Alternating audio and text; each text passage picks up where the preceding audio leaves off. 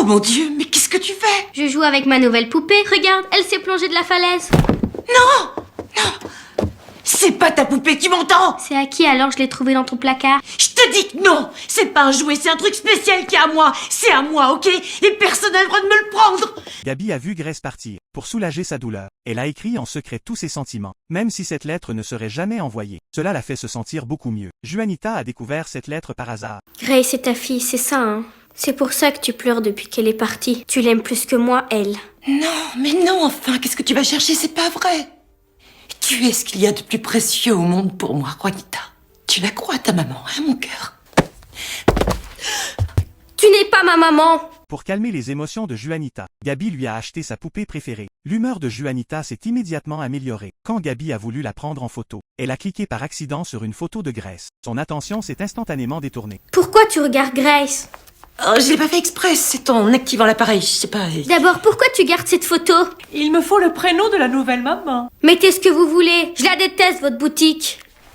Koiros a vu leur relation devenir de plus en plus tendue. Il a décidé de les emmener voir un psychologue. La conclusion du médecin était claire. Pour aider leur fille, ils devaient commencer par la source. Rien appartenant à Grace ne devait rester dans la maison, avant que Gabi puisse s'y opposer. Carlos a immédiatement accepté ce plan. Le lendemain, Carlos a trouvé les photos que Gabi avait cachées. Il était furieux, mais elle pensait que les garder dans un coffre-fort était acceptable. Ça veut dire que pour nous, Grace doit cesser d'exister. Donne-moi ton téléphone, s'il te plaît. Oh, arrête, t'es pas sérieux. Juanita va très mal. On dirait que tu ne le vois pas. Et donc aujourd'hui, pour l'aider, je dois faire comme si Grace n'existait pas? Oui.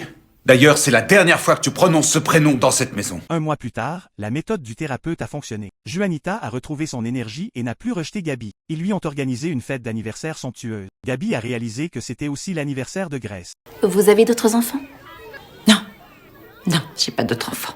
Elle s'est acheté une poupée pour se souvenir de Grace. Mais ses deux filles ont trouvé la poupée et l'ont abîmée. Après s'être calmée, Gabi a emmené la poupée pour la faire réparer. À partir de ce jour, sa mère biologique l'a cachée. Personne ne pourrait plus jamais la lui prendre. Elles n'ont plus jamais été séparées. Peu de temps après, Carlos a remarqué que quelque chose n'allait pas chez Gabi. Il ne comprenait pas pourquoi elle avait dépensé 800 $ pour une poupée. Bon, tu sais quoi? J'ai pas envie d'en parler. C'est clair qu'il y a un rapport avec Grace. Non! Non! Et non! Tu l'as dit, on doit plus jamais prononcer son nom!